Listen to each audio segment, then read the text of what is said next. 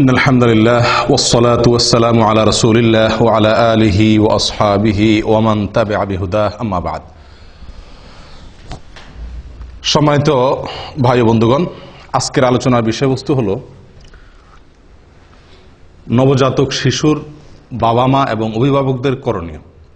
একটি শিশু যখন দুনিয়াতে আসে তখন তার অভিভাবক হিসাবে বাবা মা, দাদা দাদি, নানা নানি যারা তার অভিভাবক থাকেন তাদের বেশ কিছু করণীয় আছে। এই করণীয়গুলোর বেশিরভাগ আমাদের সমাজে মানুষ জানেই না, খুব কম মানুষই জেনে থাকার কথা। আমরা আজকের আলোচনা ইনশাআল্লাহ 13টি করণীয়র কথা উল্লেখ করব কোরআন এবং সুন্নাহর আলোকে।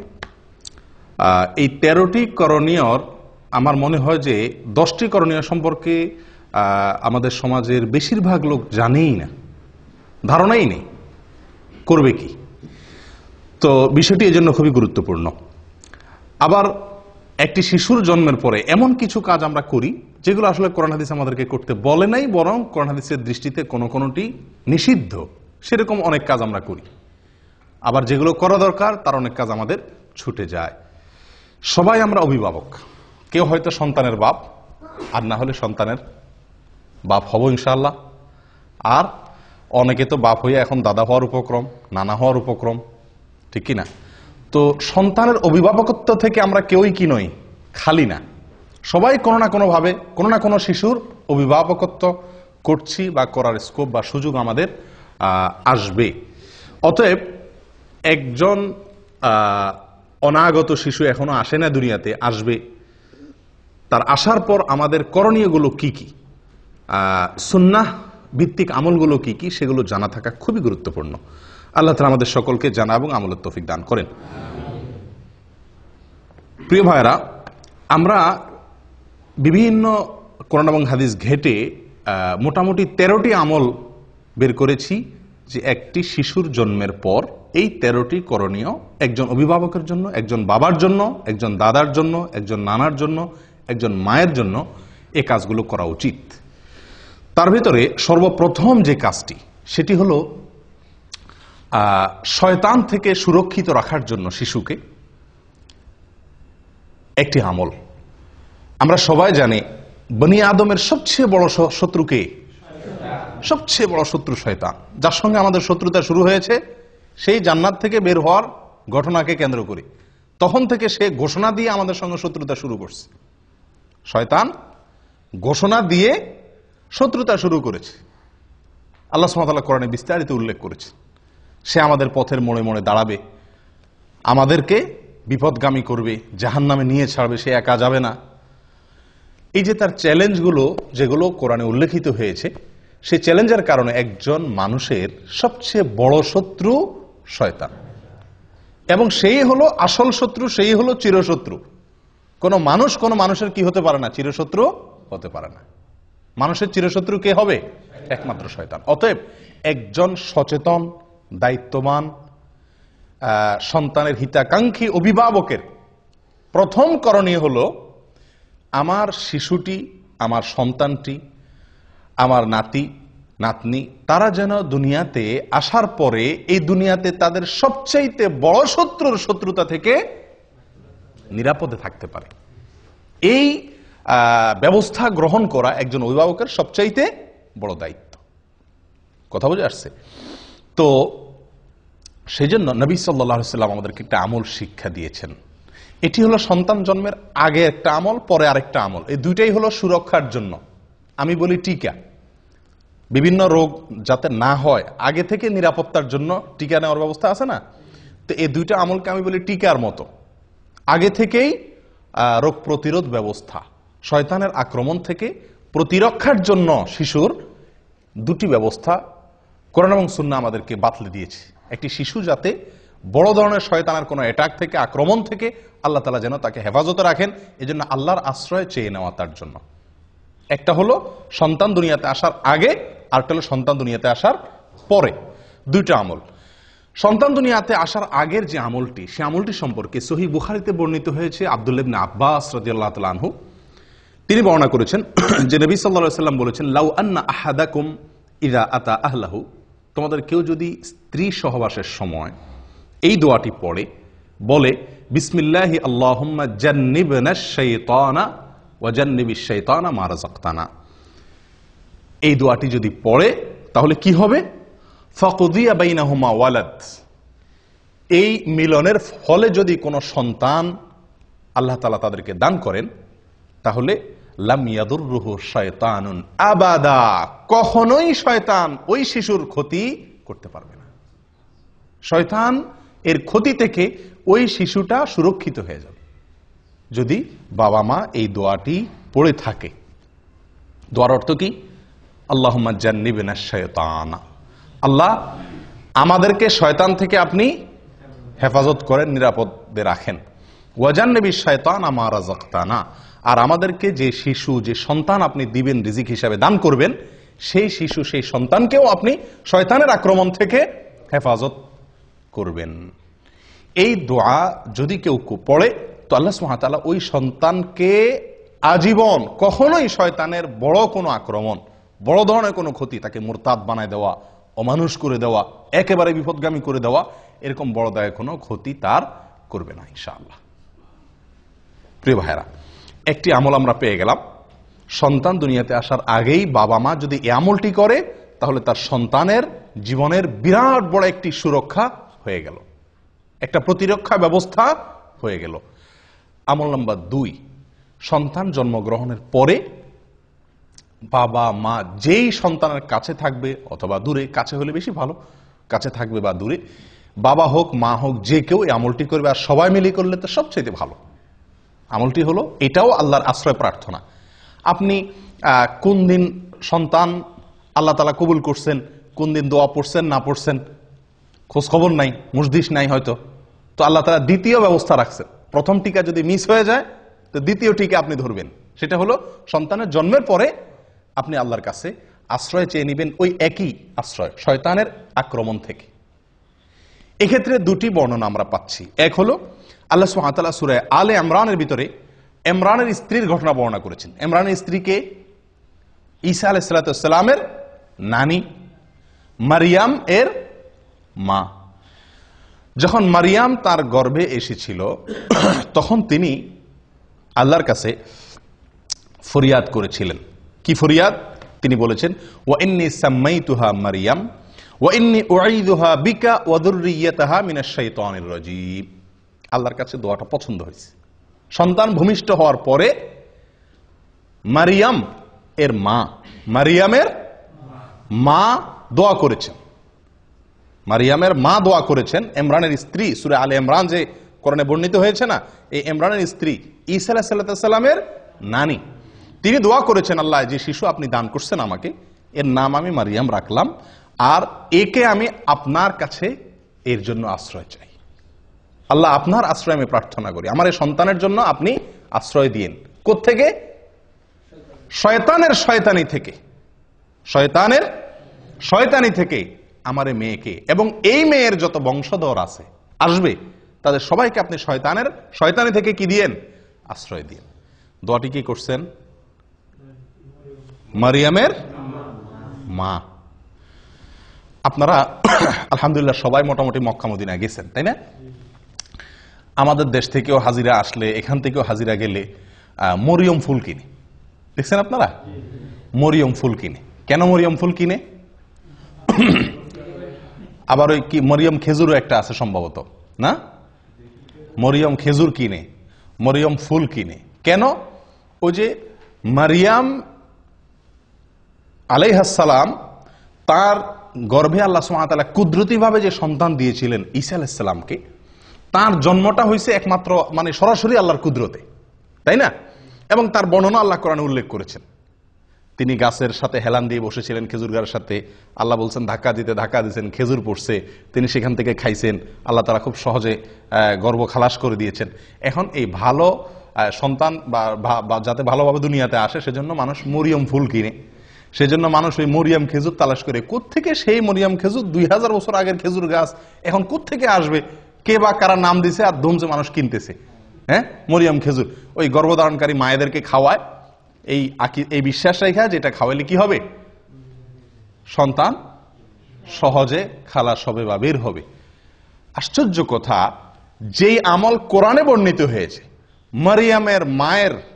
মারিয়ামের মায়ের যেই দোয়া আল্লাহ পছন্দ করে কোরআনে যুক্ত করে দিয়েছেন, ওই খেজুর, মারিয়ামের খেজুর সংরক্ষিত থাকা সহজ না, কোথাকার কোন মারিয়াম ফুল।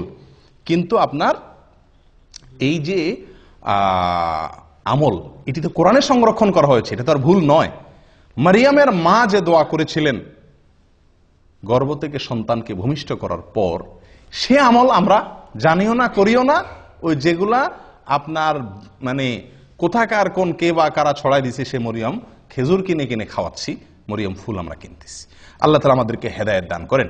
প্রিয় ভাইয়েরা, শিশুর জন্মের পরে একজন অভিভাবকের দ্বিতীয় করণীয় হলো, প্রথম করণীয় আশ্রয় চাইয়ে দোয়া করা, সহবাসের দোয়া পড়া সব সময়। আর দ্বিতীয় করণীয় হলো সন্তান দুনিয়াতে আসার পরে প্রথমেই তাকে আল্লাহর কাছে কি করে দেওয়া, সমর্পণ করে দেওয়া, সুপর্দ করে দেওয়া, যে আল্লাহ এই যে আসলো, এই যে আপনার বান্দা দুনিয়াতে আসছে, কঠিন চ্যালেঞ্জ তার সামনে, কঠিন চ্যালেঞ্জ। যে পৃথিবী, বিশেষ করে আজকে যে সমাজ ব্যবস্থা, যে পরিবেশ, এই সবগুলোকে ডিঙ্গিয়ে জান্নাতে যাওয়া খুব সহজ কাজ নয় আল্লাহ, বড় কঠিন। চতুর্দিকে কাঁটা আর কাঁটা, হারামের কাঁটা, শিরকের কাঁটা, নাফরমানের কাঁটা, বেদাতের কাঁটা, ফাসিকি কাজের কাঁটা বোঝায় চতুর্দিকে। আল্লাহ, এই শিশুকে আপনি যদি আশ্রয় না দেন, শয়তানের শয়তানি থেকে সে বাঁচতে পারবে না। একজন দায়িত্বশীল অভিভাবকের এই জন্য দ্বিতীয় করণীয় হলো এই দোয়াটি পাঠ করা, শয়তানের আশ্রয় থেকে প্রার্থনা করে মারিয়ামের মা যেরকম দোয়া করছেন সেরকম দোয়া করা, নিজের ভাষায় করা যেতে পারে। আল্লাহ, আপনি এই শিশুকে আপনি শয়তানের আক্রমণ থেকে, শয়তান যেন তাকে বিপদগামী করতে না পারে, তার ক্ষতি করতে না পারে, তাকে যেন পথ থেকে সরায় দিতে না পারে সিরাতে মুস্তাকিম থেকে। আল্লাহ, জীবনের প্রথমেই আপনার কাছে আমি এই ভিক্ষা চেয়ে নিচ্ছি, এই প্রার্থনা করে চেয়ে নিচ্ছি। কয়জন করছি আমরা আমলটা? হয়তো শুনছিও প্রথম, ঠিক না? আচ্ছা, এইগুলো তো মারিয়ামের মায়ের আমল। কোরআনে আল্লাহ যেটা উল্লেখ করেছেন, তিনি দোয়া করেছেন আল্লাহর কাছে যে আল্লাহ, আমি এই শিশুকে আপনার কাছে এবং তার যত বংশধর আসবে তাদের সবাই যেহেতু আমাদেরই বংশধর হবে, তো তাদের সবাইকে আপনি শয়তানের আক্রমণ থেকে হেফাজত করিয়েন। আল্লাহ সুবহানাহু ওয়া তাআলা রক্ষা করছেন। আল্লাহ তাআলা কি করছেন? রক্ষা করছেন। সুবহানাল্লাহ। মারিয়ামের সন্তান ঈসা, এদেরকে আল্লাহ তাআলা কি করছেন? শয়তানের আক্রমণ থেকে রক্ষা করেছেন। কোরআনে তার উল্লেখও আছে, কোরআন এবং সুন্নাতে তার উল্লেখও আছে। শয়তান যে কোনো শিশুর মৃত্যুর পরে একটা অ্যাটাক করে, জন্মের পরে একটা আক্রমণ করে। আল্লাহ সুবহানাহু ওয়া তাআলা সেখান থেকে হেফাজতে রাখেন। বিস্তারিত অনেক আলোচনা এখানে আছে, সেদিকে যাচ্ছি না। এই আমলটার দ্বিতীয় সূত্র নেন নবী সাল্লাল্লাহু আলাইহি সাল্লামের আমল থেকে। এটিও সহিহ বুখারীতে বর্ণিত আছে এবং আব্দুল্লাহ ইবনে আব্বাস রাদিয়াল্লাহু আনহু বর্ণনা করেছেন। নবী সাল্লাল্লাহু আলাইহি সাল্লাম যখন হাসান এবং হোসেন রাদিয়াল্লাহু তাআলা আনহুমার জন্ম হয়েছিল, তার নাতি হাসান এবং হোসেন রাদিয়াল্লাহু তাআলা আনহুমার জন্ম হয়েছিল, তখন তিনি একটা দোয়া পড়ছেন। কি দোয়া পড়ছেন? জন্মের পরে বলতে একেবারে জন্মের পরপরই করছেন এমনটা হাদিস থেকে পরিষ্কার বোঝা যায় না অবশ্য। তাদের জন্য তিনি আশ্রয় প্রার্থনা করতেন, দোয়া করতেন। বুঝা আসছে কথা? কিরকম দোয়া করতেন? দোয়া করতেন এই, উআইযুকুমা বিকালিমাতিল্লাহি তাম্মাহ মিন কুল্লি শাইতানিন ওয়া হাম্মাহ ওয়া মিন কুল্লি আইনিন লাম্মাহ। উআইযুকুমা বিকালিমাতিল্লাহি তাম্মাহ মিন কুল্লি শাইতানিন ওয়া হাম্মাহ ওয়া মিন কুল্লি আইনিন লাম্মাহ। হুবহু এটা পড়া কোনো জরুরি না, উনি দুইজনের জন্য দোয়া করছেন, এই জন্য ওয়াইযুকুমা বলেছেন। এটা জন্মের পরপরই করতে হবে, এটা জরুরি না। বাকি জন্মের পরে যে কোনো সময় শিশুর জন্য এই দোয়াটি করা অভিভাবকের। দোয়াটির অর্থ হলো এই, আমি হে শিশু তোমাকে আল্লাহর আশ্রয় চাই, অথবা হে আল্লাহ আমি আশ্রয় চাই এই শিশুর জন্য আমি আপনার আশ্রয় চাই দুটি বিষয় থেকে। এক হলো শয়তানের আক্রমণ থেকে, যেটা মারিয়ামের মা দোয়া করছিলেন। আরেকটা নবী সাল্লাল্লাহু আলাইহি ওয়াসাল্লাম যোগ করছেন, সেটা কি? বদনজর থেকে। শিশুদের প্রতি একটু বদনজরটা বেশি লাগে, এটাই বাস্তবতা। তো নবী সাল্লাল্লাহু আলাইহি ওয়াসাল্লাম তার নাতি হাসান হোসেনের জন্য দোয়া চেয়ে নিয়েছিলেন, যেন আল্লাহ তাআলা তাদেরকে শয়তান থেকে কি করেন? হেফাজতে রাখেন এবং বদনজর থেকে হেফাজতে রাখেন। তাহলে আমরা দ্বিতীয় আমল পেয়ে গেলাম তো আলহামদুলিল্লাহ, যে সন্তানের জন্মগ্রহণের পরে সুবিধা মতো আল্লাহর কাছে কি চেয়ে নিব? তার জন্য শয়তান থেকে আশ্রয় চেয়ে নেব ইনশাআল্লাহ। করবেন তো আমলটা? আল্লাহ চান তো? আল্লাহ তাআলা তৌফিক দান করেন। 3 নম্বর আমল হলো ভাই, সন্তান জন্মগ্রহণ করার পর সেই সংবাদ যদি আপনার কাছে আসে, সন্তানের জন্মের সংবাদ, সুসংবাদ যদি আপনি পান, তাহলে সেই সুসংবাদ পাওয়ার পরে সর্বপ্রথম কি কথাটা বলবেন? আমরা কি কথাটা বলি আগে সেটা বলেন। যে কোনো সন্তান জন্মগ্রহণের সংবাদ পাইছেন, আপনার সাদিকের হয়েছে, আপনার নিজের হয়েছে, অথবা আপনার ভাইয়ের হয়েছে, হ্যাঁ, কারোর হয়েছে, প্রথম প্রশ্নটা কি হয়? ছেলে না মেয়ে? ঠিক কিনা? যদি সংবাদদাতা না বলে ছেলে হয়েছে না মেয়ে হয়েছে, যদি বলে যে ভাই আমার তো আল্লাহ একটা সন্তান দিছে, তো প্রথম আমরা প্রশ্ন করি কি, ছেলে না মেয়ে? তো এটা বিরাট একটা আমাদের জন্য সংশোধনী। আদাবুল মুফরাদ, ইমাম বুখারী রাহিমাহুল্লাহ লিখিত একটি কিতাব, এখানে সহিহ সূত্রে বর্ণিত একটি হাদিসে আসছে, কাসির ইবনে উবাইদ বলেন যে আয়েশা রাদিয়াল্লাহু তাআলা আনহা, তার কাছে যে কোনো সন্তান জন্মের সংবাদ আসলে, যে কেউ মদিনাতে কারোর সন্তান হয়েছে, খবরটা ওনার কাছে আসছে, আমাদের আয়েশা রাদিয়াল্লাহু তাআলার কাছে, ওনার কাছে সংবাদ আসার সঙ্গে সঙ্গে উনি কখনো জিজ্ঞেস করতেন না ছেলে নাকি মেয়ে। উনি জিজ্ঞেস করতেন একটা কথা, অবশ্য কি জিজ্ঞাসা করতেন? খুলিকা সাওয়িয়া, অর্থাৎ যে শিশুটি আসছে সে ঠিকঠাক আছে তো, বিকলাঙ্গ না তো, হাত পা সব অঙ্গ প্রত্যঙ্গ সব ঠিক আছে তো? যদি বলা হতো নাম, তিনি বলতেন আলহামদুলিল্লাহি রাব্বিল আলামিন। আমলটি কার ভাই? আয়েশা রাদিয়াল্লাহু তাআলা আনহা, যিনি শিখেছেন নবী সাল্লাল্লাহু আলাইহি সাল্লাম থেকে সবচাইতে বেশি, সবচাইতে সরাসরি কাছে থেকে দেখে, এটা তার আমল ছিল। তো এখান থেকে কি বুঝলাম? যে কোনো শিশুর সংবাদ পাওয়ার পর প্রথম করণীয়, অভিভাবক অনভিভাবক, অভিভাবক না সকলের জন্য এটা, যে আমরা প্রথম আমল করব কি, আলহামদুলিল্লাহ রাব্বিল আলামিন বলবো, আল্লাহ শুকরিয়া আদায় করব। আফসোসের বিষয়, আমরা ওই যে প্রথম প্রশ্ন হয়, হাদিসে বর্ণনাকারী উল্লেখ করে দিচ্ছেন কাসির ইবনে উবাইদ, যে আয়েশা রাদিয়াল্লাহু তাআলা আনহা কখনো জিজ্ঞেস করতেন না আগে ছেলে নাকি মেয়ে। কারণ সন্তান ছেলে নাকি মেয়ে এটা মুখ্য না, মুখ্য হলো সন্তান সুস্থ স্বাভাবিক কিনা, এবং এরপরে সবচেয়ে বড় কামনা হবে একজন বাবার, একজন মায়ের, একজন অভিভাবকের যেন সন্তান সুসন্তান হয়, নেক সন্তান হয়, ছেলে হোক কিংবা মেয়ে হোক। এটা কোনো বড় প্রশ্ন নয়, বড় চাহিদা নয়, বড় বিষয় নয়। ঠিক কি ঠিক না? আল্লাহ সুবহানাহু ওয়া তাআলা নবীদের সন্তান চাওয়ার দোয়া আল্লাহ তাআলা কোরআনে উল্লেখ করে দিয়েছে আমাদেরকে শেখানোর জন্য। নবীরা কিভাবে সন্তান চাইতেন, আম্বিয়া আলাইহিমুস সালাতু ওয়াস সালাম কিভাবে আল্লাহর কাছে সন্তান চাইতেন, সেই ভাষাগুলো আল্লাহ সুবহানাহু ওয়া তাআলা কোরআনে উল্লেখ করে দিয়েছেন। তার একটি হলো রব্বি হাবলি মিনাস সালিহিন, রব্বি হাবলি মিনাস সালিহিন, মানে কি?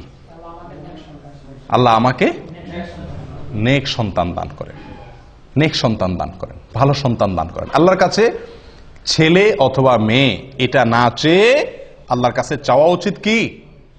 সুসন্তান, সুসন্তান। সন্তান যদি নেক হয়, সে ছেলে হইলেও আমার উপকারে আসবে, মেয়ে হইলেও উপকারে আসবে। আর আল্লাহ না করুন সন্তান যদি সৎ না হয়, তাহলে সে ছেলে হোক আর মেয়ে হোক, সে আমার দুনিয়াও ডুবাবে, আখেরাতেও আমাকে ডুবাবে। আফসোসের বিষয়, এটা আজকে একটা চরম বাস্তবতা আজকের পৃথিবীতে। সেটা হলো যে মেয়ে হলে আমরা অনেকেরই মুখ কালো হয়ে যায়, ঠিক কি না?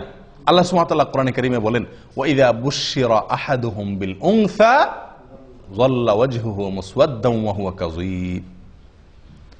জাহিলি যুগের, আইয়ামে জাহিলিয়াতের যুগে, ইসলাম পূর্ব যুগের মানুষের স্বভাব আল্লাহ তাআলা বর্ণনা করতে গিয়ে বলেন যে তাদের কাউকে যদি বলা হয় ভাই আপনার ছেলে হয়েছে বা তোমার ছেলে হয়েছে, তখন তাদের মুখটা কি হয়ে যায়? কালো হয়ে যায়, কালো হয়ে যায়। যদি জিজ্ঞাসা করে ভাই কি হয়েছে, মেয়ে হলে বলে কি? মেয়ে হয়েছে, মেয়ে।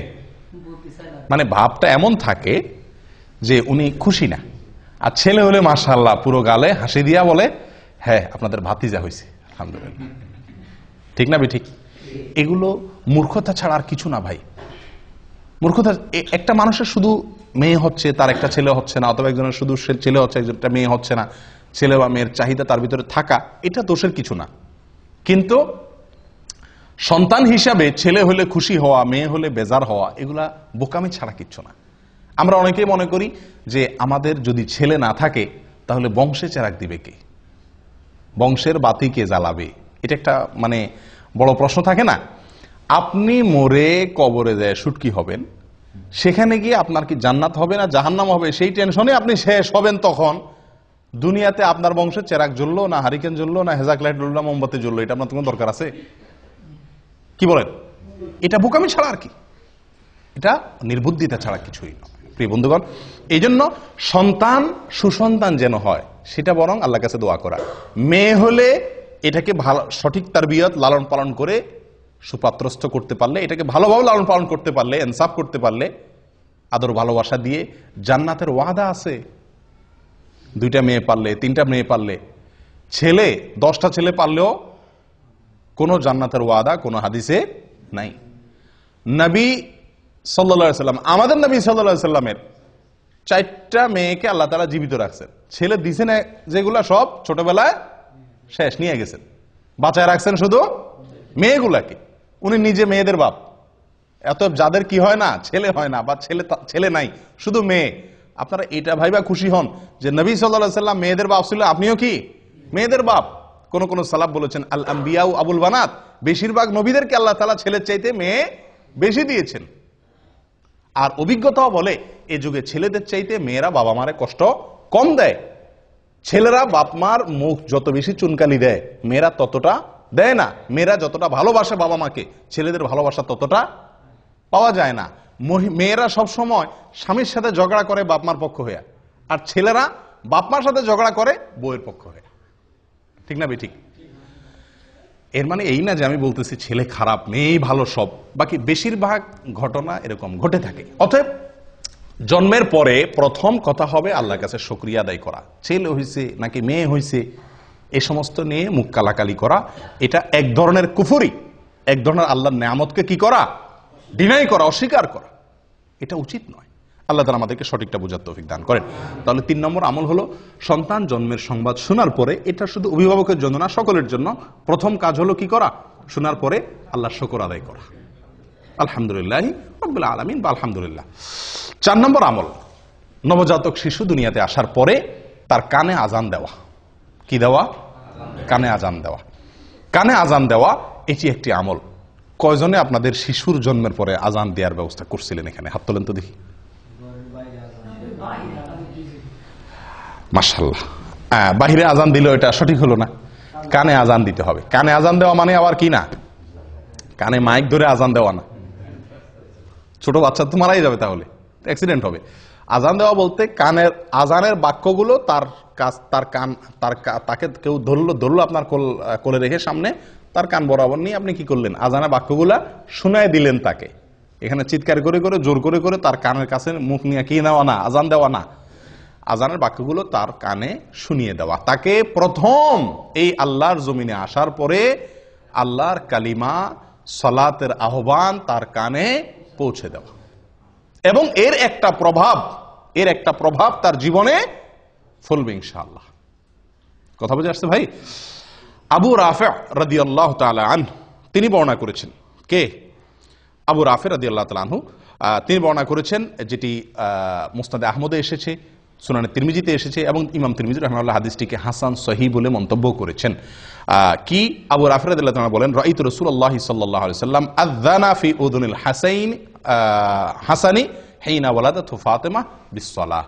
তিনি বলেন আমি নবী সাল্লাল্লাহু আলাইহি ওয়াসাল্লামকে দেখেছি, আমি নিজে দেখেছি, তিনি ফাতিমা রাদিয়াল্লাহু তাআলা আনহার ছেলে হাসানের জন্মের পরে তার কানে আজান দিয়েছেন। ঠিক নামাজের যে আজান হুবহু সেরকম আজান তিনি তার নাতি হাসান রাদিয়াল্লাহু তাআলার কানে দিয়েছেন। তাহলে এটা একটা আমল পাইলাম কি পাইলাম না? আজান দেওয়া। অনেকে বলেন বাম কানে একামত দেওয়া, ডান কানে আজান দেওয়া, বাম কানে। ডান কানে আজান দেওয়া তো নবী সাল্লাল্লাহু আলাইহি ওয়াসাল্লামের আমল থেকে সাবেত হলো, যদিও কেউ কেউ এটা নিয়েও এর সনদ নিয়ে অনেকে মন্তব্য করেছেন, কিন্তু আমার কাছে বিশুদ্ধ মনে হয় আজান দেওয়াটাই সুন্নাত, এই হাদিস দ্বারা যেহেতু সাবেত হয়েছে। বাম কানে একামত দেওয়া এটা কতটুকু প্রমাণিত? আমাদের সমাজে বাম কানেও একামত দেওয়ার কি আছে, রেওয়াজ বা সিস্টেম চালু আছে। তো এটা একেবারে ভিত্তিহীন না। এক্ষেত্রে 3টা হাদিস পাওয়া যায়। একটা হাদিস যেটা পাওয়া যায় সেটাকে জাল বলেছেন মুহাদ্দিসিনে কেরাম অনেকে, হাদিসটি ভিত্তিহীন। আরেকটাকে জয়ীব বলেছেন, যেটা সুনানে বাইহাকিতে বর্ণিত হয়েছে।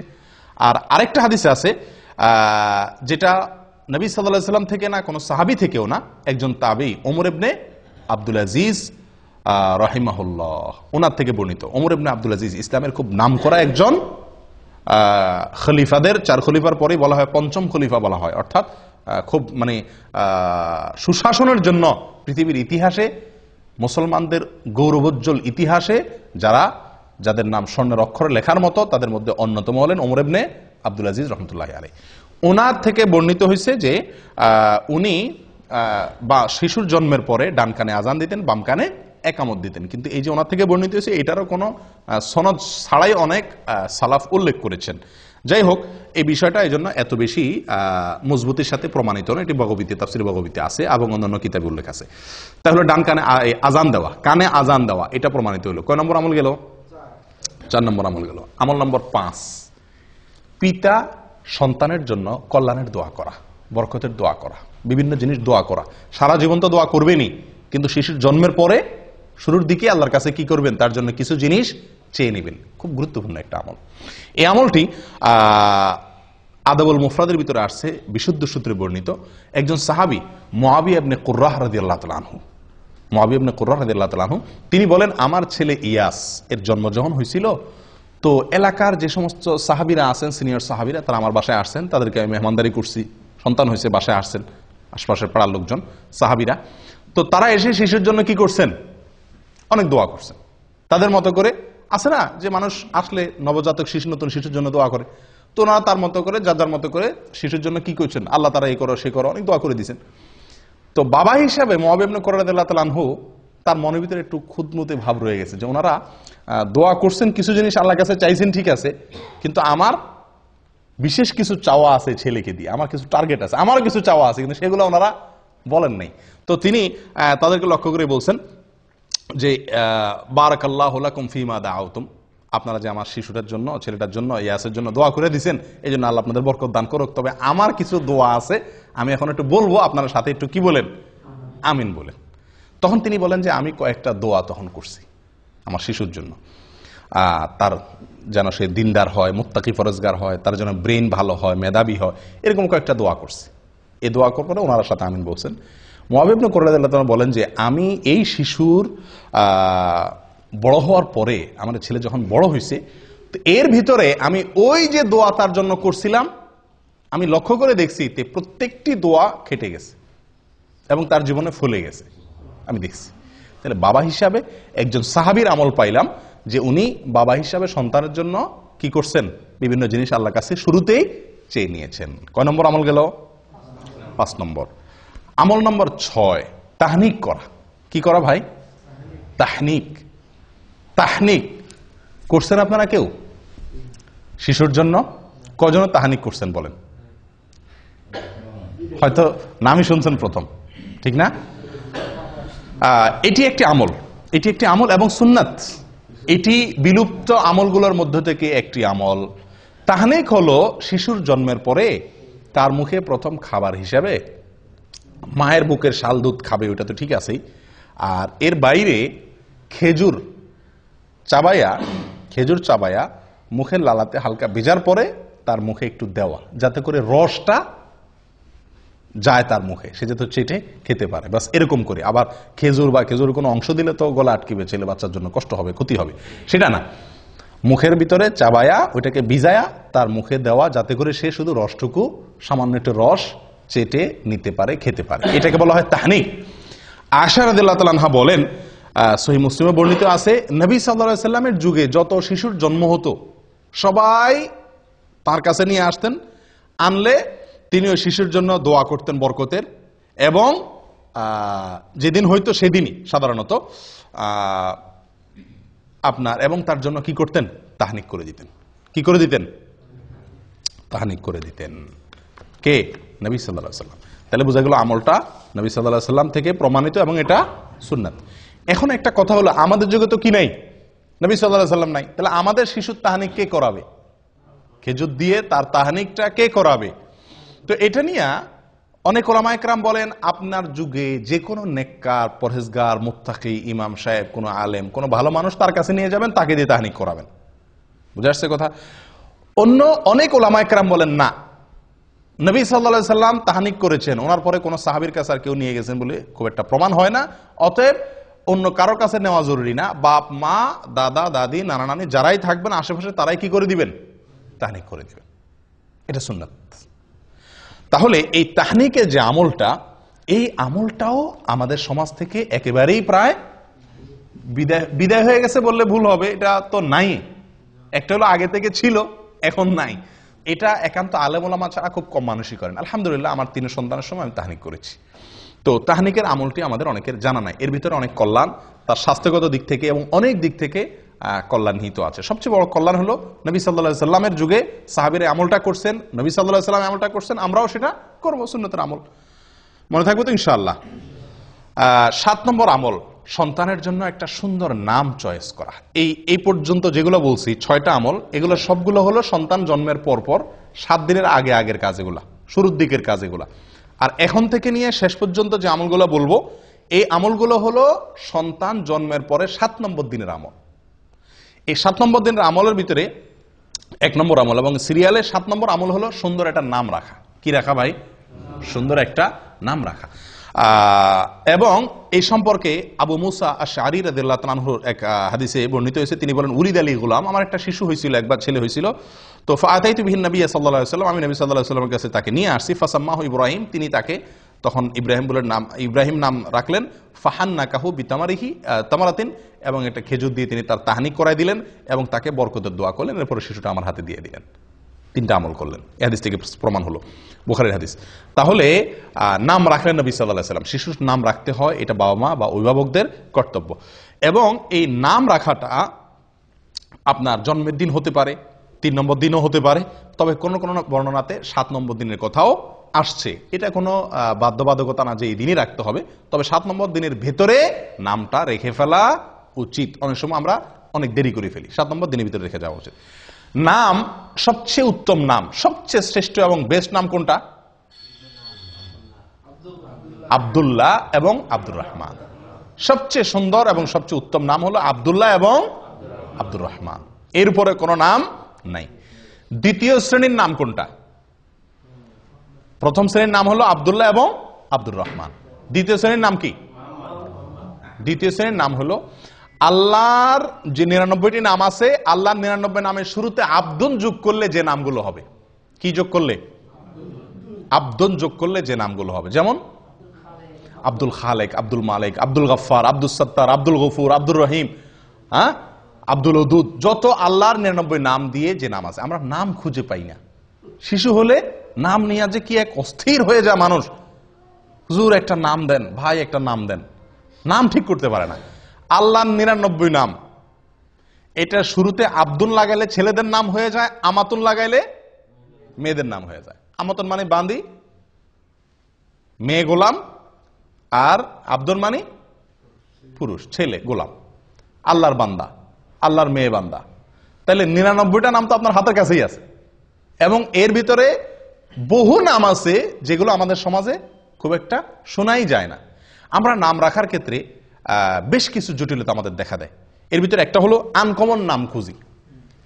আব্দুল্লাহ নাম রাখতে বলে যে আব্দুল্লাহ, আব্দুল্লাহ এ তো আমার ভাইয়ের খালাতো শালির জেডাতো ভাইয়ের ছেলের নাম, কোন মানে আছে? আমার বোনের ছেলের নাম। তো সমস্যা কি? আপনার বোনের ছেলের নাম হয়েছে। আপনারা দেখেন এদেশের একটা কালচার আছে, বাপের নামও আব্দুল্লাহ, ছেলের নামও আব্দুল্লাহ, দাদার নামও আব্দুল্লাহ, নাতির নামও আব্দুল্লাহ। কই, তাদের তো কোনো সমস্যা হয় না। আমরা বলি ডাকলে তো সমস্যা, আব্দুল্লাহ বলে 2 জন দৌড় দিবে। এই সমস্যাটা জীবনে কয়বার হবে? এই সমস্যাটা জীবনে কয়বার হবে? এগুলা সঠিক না। আসলে আমরা আনকমন নাম খুঁজতে গিয়ে এমন এক আনকমন নামের পিছনে পড়ে যাই যেটা আমাদেরকে সুন্দর নাম থেকে দূরে সরাই দেয়। এই জন্য আপনি আজকে আব্দুল্লাহ, আব্দুর রহমান বা এই সমস্ত সুন্দর সুন্দর ভালো ভালো নাম খুব বেশি এটা রাখার কালচার আস্তে আস্তে উঠে যাচ্ছে। মানুষ লালটু, বল্টু, টল্টু এই সমস্ত নাম রাখে। আল্লাহ হেফাজত করেন। সুন্দর একটা নাম রাখা, এটা সন্তান, নবজাতক সন্তান ভূমিষ্ঠ হওয়ার পরে বাবা মায়ের বা অভিভাবকদের করণীয়র ভিতরে অন্যতম প্রধান একটি করণীয়। মনে থাকবে তো ইনশাআল্লাহ। আমাদের দেশের নামের ভিতরে আরো অনেকগুলো সমস্যা আছে। তার ভিতরে একটা হলো যে একজনের 3টা-4টা করে নাম থাকে। একজনের কয়টা করে নাম থাকে? 3টা-4টা করে নাম থাকে, এবং সবগুলো আলাদা আলাদা নাম। সব নামগুলা কি? আলাদা আলাদা নাম। আমি কি বুঝাতে পারছি? যেমন ওমর ফারুক। আচ্ছা, এটা আরেক সমস্যা, সেখানে আমি আসতেছি। তার আগে একটু বলে নেই যে একজনের 3-4টা নাম লাগে। যেমন মোহাম্মদ আলী, মোহাম্মদ আলী, 2টা নাম কিন্তু এখানে। একটা নবীর নাম, নবী সাল্লাল্লাহু আলাইহি সাল্লামের নাম, আর একটা হলো নবী সাল্লাল্লাহু আলাইহি সাল্লামের চাচাতো ভাইয়ের নাম, জামাইয়ের নাম, ঠিক কি না? 2 জনের নাম একজনে দখল করছে, ঠিক কি না? এভাবে আমাদের দেশে যত নাম পাবেন বেশিরভাগ নামগুলো একজনের 3টা-4টা নাম। এটা একটা ভুল কালচার। এটাতে কোনো মানে কোরআন হাদিস অশুদ্ধ হয়ে যাবে, আলোকে অশুদ্ধ হয়ে যাবে, বা এটা কারণে আপনার কোনো গুনাহ হয়ে যাবে এরকম না, কিন্তু এটা মানে সঠিক না। নাম থাকবে কি একটা, নাম থাকবে একটা, সেটা যেটাই হোক। হ্যাঁ, তার সাথে বাবার নাম যুক্ত হতে পারে, তাহলে 2টা হলেও সমস্যা নেই। দাদার নাম যুক্ত হয়ে 3টা হলেও কি নাই, দোষের কিছু নেই। কিন্তু আপনার একারই নাম কি 3টা। এখন তার নাম হলো মোহাম্মদ আলী, তার বাবার নাম হলো আব্দুল গফুর, তাহলে মোহাম্মদ আলী, আব্দুল গফুর, দাদার নাম আরেকটা লোগান, তাহলে 4টা-5টা নাম হয়ে গেল। 3 জনের মিলায় 4-5টা নাম। আর ভাগ্য ভালো, হের বাপের নাম আব্দুল গফুর, হের বাপের নাম যদি হয়তো কি শরবত আলী, তাহলে তার মধ্যে তো আরো 2টা নাম হইতো, ঠিকই না? তো এগুলো মানে এক ধরনের ভুল। নাম যে কোনো একটা নাম রাখা উচিত।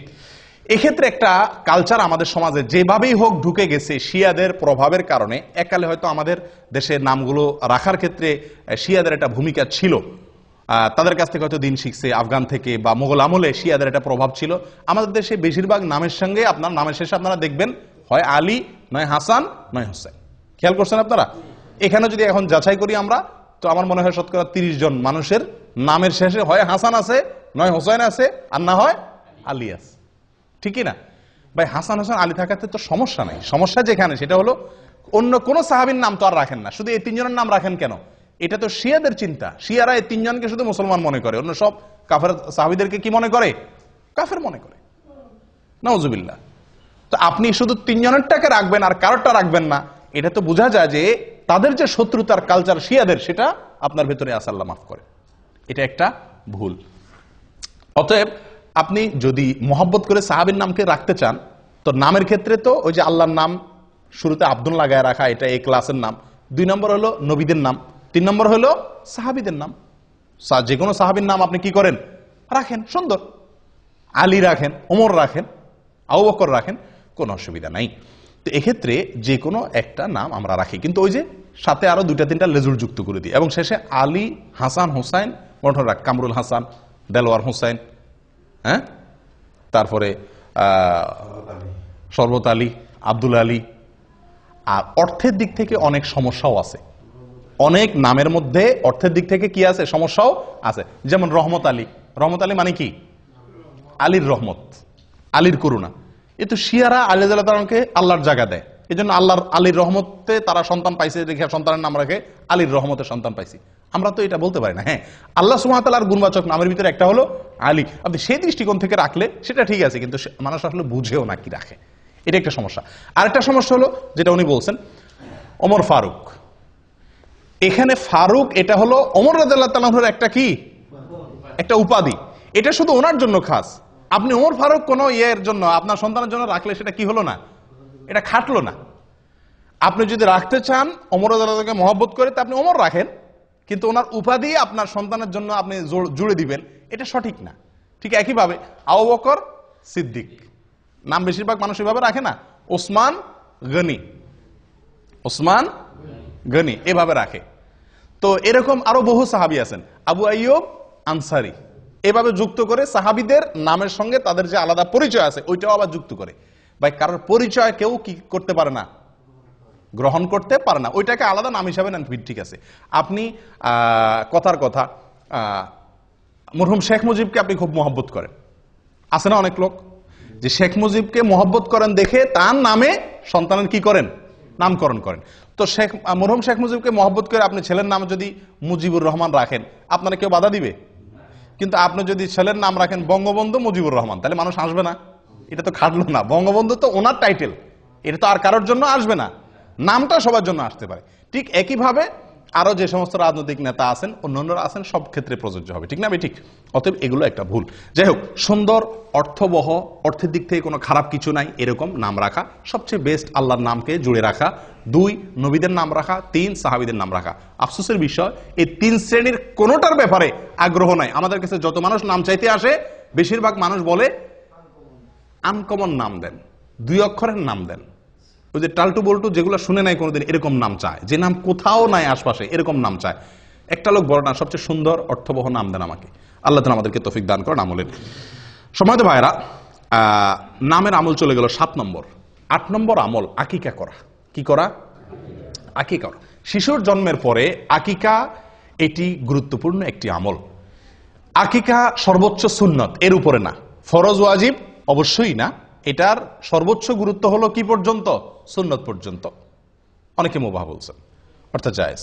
যাই হোক, আকিকা শব্দের অর্থ হলো কাটা। আক্কা ইয়াউক্ক শব্দের অর্থ কি? কাটা। তো আকিকারে কাটা কেন বলা হয়? কারণ ওই দিন ছাগল জবা হয়, কাটা হয়। অথবা কেউ কেউ বলছেন যে ওই দিন বাচ্চার চুল কাটা হয়, সেজন্য ওই দিনের জবাইয়ের নামও হয়ে গেছে কি? কাটার জবাই, অর্থাৎ কাটার দিনের জবাই, নামই হয়ে গেছে আকিকা, মানে কাটা। আচ্ছা, আকিকা সম্পর্কে নবী সাল্লাল্লাহু আলাইহি সাল্লাম থেকে অনেক হাদিস পাওয়া যায়, বহু হাদিস পাওয়া যায়। তার সবগুলো তো আমরা বলতে পারবো না। এর ভিতরে একটা হলো আব্দুল্লাহ ইবনে আব্বাস রাদিয়াল্লাহু তাআলা আনহু থেকে বর্ণিত, সুনানে নাসাঈর ভিতরে আসছে। তিনি বলেন, নবী সাল্লাল্লাহু আলাইহি সাল্লাম তার নাতি হাসান এবং হোসেন রাদিয়াল্লাহু তাআলা আনহুমার জন্মের পরে তিনি 2টি করে মেষ জবাই করেছিলেন। কে? নবী সাল্লাল্লাহু আলাইহি সাল্লাম। এবং তিনি নির্দেশ করেছেন, ইবনে মাজার এক হাদিসে আসছে, আয়েশা রাদিয়াল্লাহু তাআলা বলেন, আমারানা রাসূলুল্লাহ সাল্লাল্লাহু আলাইহি সাল্লাম, আমাদেরকে নবী সাল্লাল্লাহু আলাইহি সাল্লাম নির্দেশ করেছেন, আন-নাউক আনিল গুলামি শাতাইন, যে ছেলে হলে যেন 2টা ছাগল আমরা আকিকা হিসেবে জবাই করি, ও আনিল জারিয়াতে শাত, আর মেয়ে হলে 1টা ছাগল যেন জবাই করি। তাহলে এই হাদিসগুলো দ্বারা বোঝা গেল যে আকিকা করা নবী সাল্লাল্লাহু আলাইহি সাল্লামের একটি আমল, সুন্নাত। তাহলে এটা আমরা করার চেষ্টা করব ইনশাআল্লাহ বিইذনিল্লাহ। আকিকার ক্ষেত্রে প্রথম কথা হলো আকিকার সময়সীমা। কোন সময় করতে হবে? 7 নম্বর দিনে। 7 নম্বর দিন কোনটা? অনেকে ভুল বুঝেন। সন্তান জন্ম হয়েছে যেদিন, ওই দিনের পরে 7 দিন পরে না। অনেকে জন্ম হওয়ার পরে 7 দিন পরে করে, 7 দিন পরে না, 6 দিন পরে, 7 নম্বর দিনে। আরো সহজ হবে বোঝার জন্য, যেই দিনে সন্তান জন্মগ্রহণ করে, যেই বারে জন্মগ্রহণ করে, পরের সপ্তাহ তার আগের দিন। রবিবারে জন্মগ্রহণ করলো, তাহলে 7 নম্বর দিন কি বারে হবে? শনিবার হবে। সোমবার না, সোমবার তো আরো পরে হবে, শনিবার হবে। রবিবারে হলে রবি, সোম, মঙ্গল, বুধ, বৃহস্পতি, শুক্র, শনি। 7 নম্বর দিন হবে শনিবার। সোমবারে জন্মগ্রহণ করলে আকিকা হবে কি বারে? রবিবারে। শুক্রবারে জন্মগ্রহণ করলে আকিকা হবে বৃহস্পতিবারে। এ হলো আকিকার সময়, 7 নম্বর দিন।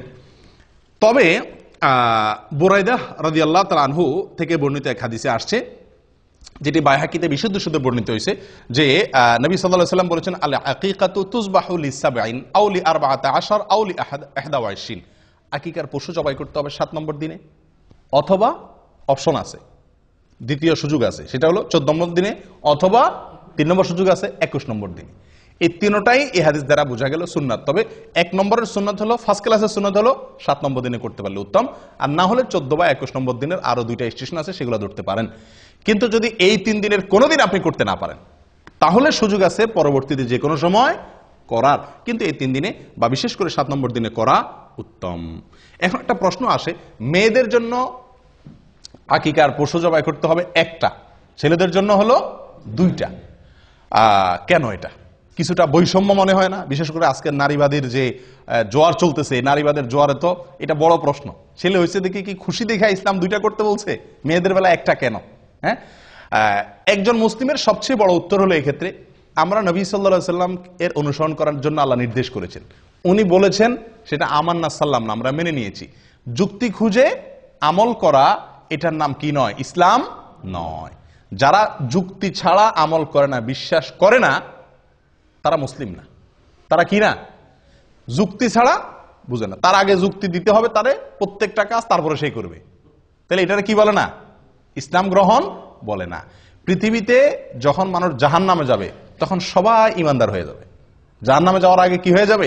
ইমানদার হয়ে। একটা মজার কথা আছে, রসিকতা করে, ধাঁধা আর কি, যে কোন বেঈমান জাহান্নামে যাবে না। কোন বেঈমান জাহান্নামে যাবে না। মানে কি? কোন কাফের কি যাবে না জাহান্নামে? একটি কাফেরও জাহান্নামে যাবে না। মানে কি? কাফের জাহান্নামে যাবে না মানে? তাহলে কে যাবে জাহান্নামে? জান্নাতে ইমানদার জাহান্নামে যাবে। যখন সে জাহান্নামে যাবে তখন আর কেউ কাফের থাকবে না। থাকবে? সে তো জাহান্নাম দেখার পরে সবকিছু বিশ্বাস করবে না? এই দেখার পরে বুঝার পরে এখন সে বিশ্বাস করলে এটার মূল্য আর নাই। তো এর মানে হলো যে কাফের জাহান্নামে যাবে না। জাহান্নামে যখন যাবে তখন ঈমান আসবে, কিন্তু সেই ঈমানের ভ্যালিডিটি আল্লাহ সুবহানাহু ওয়া তাআলার কাছে আর নাই বা থাকবে না। যাই হোক, তাহলে যেটা বলছিলাম আকিকার ক্ষেত্রে কেন মেয়েদের ক্ষেত্রে একটা, ওই যে নবী সাল্লাল্লাহু আলাইহি ওয়াসাল্লাম বলছেন সেজন্য, আমার কোনো যুক্তি আর প্রয়োজন নাই। কিন্তু এর বাইরে বহু যুক্তি আছে। দেখুন, ইহুদিরা মদিনাতে, ইহুদিদের বসবাস ছিল, তাদের প্রভাব ছিল মদিনার সমাজে। ইহুদিরা মেয়ে হলে কোনো আকিকাই করতো না। আকিকা এটা আগে থেকে চালু ছিল। তারা ছেলে হলে আকিকা করত, মেয়ে হলে কোনো আকিকা করতো না। কারণ মেয়ে হলে তো সবাই কি এমনি তাদের মেজাজ গরম, জবাই জীবন্ত কবর দিতে পারলে বাঁচে, আবার আকিকা মেয়ে হলে, যাই হোক এটা মুশরিকদের ভিতরে বেশি ছিল যদিও, কিন্তু ইহুদিরা মেয়ে হলে আকিকা দিত না। নবী সাল্লাল্লাহু আলাইহি ওয়াসাল্লাম একটা দিতে বলেছেন। এর অনেক কারণ আছে, যৌক্তিক কারণ আছে। সবচেয়ে বড় কারণ হলো নবী সাল্লাল্লাহু আলাইহি ওয়াসাল্লামের নির্দেশ। বাস, অনেক উলামা ইকরাম এর একটা কারণ উল্লেখ করেন যে আকিকার ব্যাপারে এক হাদিসে আসছে, আল আকিকাতু আল গুলামু মুরতাহানুন বিআকিকাতিহি, যে কোনো শিশুর জন্মের পরে তার আকিকার বিনিময়ে সে বন্ধক থাকে আল্লাহর কাছে। বন্ধক থাকে। বন্ধক বুঝেন আপনারা? কোন জিনিস কারোর কাছে বন্ধক রাখার মানে কি? টাকা দিয়ে সেই জিনিসটা আমি কি করতে পারবো? ছাড়াতে পারবো। না ছাড়াইলে ততক্ষণ পর্যন্ত ওইটা আমার হবে না। সন্তান বন্ধক থাকে জন্মের পরে, আকিকা দিলে বন্ধক ছুটে। মানে কি? কি বন্ধক থাকে? এর ব্যাখ্যা কি? এর ব্যাখ্যা সম্পর্কে অনেক কথাই আছে, মুহাদ্দিসিন ইকরাম বলেছেন। হাদিসে স্পষ্ট কিছু বলা হয় না। কেউ কেউ বলেছেন এর মানে হলো এই শিশু কিয়ামতের দিন তার বাবার জন্য সুপারিশ করবে না যদি বাপে আকিকা না করে। আকিকা করলো, বন্ধক ছুটে গেছে, এবার সুপারিশ করবে। কেউ কেউ বলেছেন এর মানে হলো আল্লাহ তাআলা একে শয়তান থেকে সুরক্ষিত করা, দুনিয়াতে বিপদ আপদ থেকে রক্ষা করা, এই জিনিসগুলো মানে লক থাকে। আকিকা করলো, লক খুলে গেল। কথা বুঝে আসছে? তো ছেলেদের জীবনে নিরাপত্তার ঝুঁকি সবচাইতে বেশি মেয়েদের তুলনাতে, এবং ডাক্তাররা বলেন যে পুরুষদের শরীরে রোগ প্রতিরোধ ক্ষমতা মেয়েদের তুলনাতে কম থাকে, আর মেয়েদের শরীরে রোগ প্রতিরোধ ক্ষমতা একটু বেশি থাকে। আল্লাহ সৃষ্টি করছেন এভাবে। এই জন্য ডোজ, আকিকা যদি আমি ডোজ হিসাবে নেই তার নিরাপত্তার জন্য, তার সুস্থতার জন্য, তাহলে এক্ষেত্রে ছেলের জন্য ডবল ডোজ, কারণ তার শরীরের ভিতর রোগ প্রতিরোধ ক্ষমতা কম। আর মেয়ের জন্য সিঙ্গেল ডোজ, কারণ তার শরীরে রোগ প্রতিরোধ ক্ষমতা বেশি। শুধু তাই নয়, মেয়ে এবং ছেলে এদের উভয়ের মধ্যে আমরা যদি দেখি জীবনের রিস্ক কার বেশি? ছেলেদের বেশি। রাস্তায় যাইতে হয়, গাড়িতে যাইতে হয়, অ্যাক্সিডেন্টের সম্ভাবনা থাকে, বিপদ আপদের সম্ভাবনা মেয়েদের থেকে ছেলেদের মধ্যে বেশি থাকে। অ্যাক্সিডেন্টে, একটা অ্যাক্সিডেন্টে যদি 10টা মানুষ মারা যায়, বেশিরভাগ ছেলেই মারা যায়, তাই না? তো তাদের জন্য নিরাপত্তা রক্ষার এই টিকা বা ডোজ ডবল আল্লাহ তাআলা রাখছেন। এটা একটা যুক্তি, কিন্তু এটা সঠিক হওয়া কোনো জরুরি না। এরকম অনেক যুক্তি দেওয়া যেতে পারে। সবচেয়ে বড় যুক্তি হলো আল্লাহ এবং তার রাসূলের নির্দেশ। ব্যাস, মেয়ে হলে একটা, ছেলে হলে দুইটা। তবে এক হাদিসে আসছে ছেলেদের জন্য দুইটা যে ছাগল আপনি জবাই করবেন, সে দুইটা কি হইতে হবে? সমান সমান হওয়া উচিত। না হলে হয়ে যাবে, কিন্তু উচিত হলো সমান সমান হওয়া, কাছাকাছি হওয়া। মানে দেখতে একেবারে একটা আসমান আর জমিন যেন তফাৎ না হয়ে যায়। আমরা অনেকেই একটা গরু দেই, একটা ছাগল দেই, তাই না? তারা এই হাদিসের খেলাফ আমল হয়ে যায়। আপনি মনে করেন যে বিশাল বড় গরু দিলাম, সওয়াবটা বেশি হয়ে গেলেন, নামটা বেশি পাইছেন, গোশত বেশি পাইছেন, মানুষ বেশি খাওয়াইছেন, বাহবা বেশি পাইছেন, ঠিক আছে, কিন্তু সুন্নতের উপরে আমল আপনার হলো না। কারণ হাদিসে একেবারে সুস্পষ্টভাবে বলা আছে যে আকিকার পশু যেন কি হয়? দুইটা কাছাকাছি হয়, দেখতে যেন খুব বেশি বেশ কম না হয়। আকিকা কোন পশু দিয়ে দিবেন, এটা একটা বড় প্রশ্ন। এবং কোরবানির সাথে আকিকা মিশানো, এটা আরেকটা বড় প্রশ্ন। দেখুন ভাই, কোরবানির সাথে আকিকা মিলায়া একসাথে দেওয়া যাবে কিনা, একই গরুতে কোরবানি আকিকা মিক্স করে দেওয়া যাবে কিনা, আমাদের দেশের অনেক উলামা ইকরাম বা বেশিরভাগ উলামা ইকরাম যাবে বলেন। অথচ হানাফি মাযহাবের একজন প্রসিদ্ধ আলেম, পাকিস্তানের মুফতি রশিদ আহমদ রাহিমাহুল্লাহ, উনি আহসান ফতোয়া, একটা বিরাট বড় ফতোয়ার কিতাব লিখেছেন। এই ফতোয়ার কিতাবে এবং অন্যান্য জায়গাতে তিনি এটার খুব ঘোরতর বিরোধিতা করেছেন, যেটা জায়েজ নাই। খোদ হানাফি মাযহাবের উলামা ইকরামেরই, আমাদের হানাফি মাযহাবের উলামা অনেকে বিরোধিতা করেন, এবং এটাকে মোটের উপরে আমরা অ্যানালাইসিস করলে দেখি এই কাজটি সতর্কতামূলক হলো। নবী সাল্লাল্লাহু আলাইহি ওয়াসাল্লাম যেভাবে করছেন ডাইরেক্ট সেভাবে করতে পারা। সেটা কি? ছাগল দেওয়া। ছাগল দেওয়া, কোরবানির গরুর ভিতরে কি না আকিকা মিক্স না করা। কোন কোন দিক থেকে কোরবানির সাথে আকিকার মিল থাকলেও অনেক দিক থেকেই মিল নাই। কোরবানির সময় আকিকার সময় এক না, অনেক দিক থেকে বেশ কম আছে, অনেক দিক থেকে মিল আছে। যাই হোক, তো এই জন্য আকিকা কোরবানির সাথে না মিশাইয়া আলাদা দেওয়া উচিত। এটা একটা বিষয় গেল। আরেকটা বিষয় হলো যে এক গরুতে কোরবানি দিলে আপনি কয়জনের পক্ষ থেকে চলে? 7 জনের। কিন্তু আকিকা দিলে এক, ছেলে হলে একটা।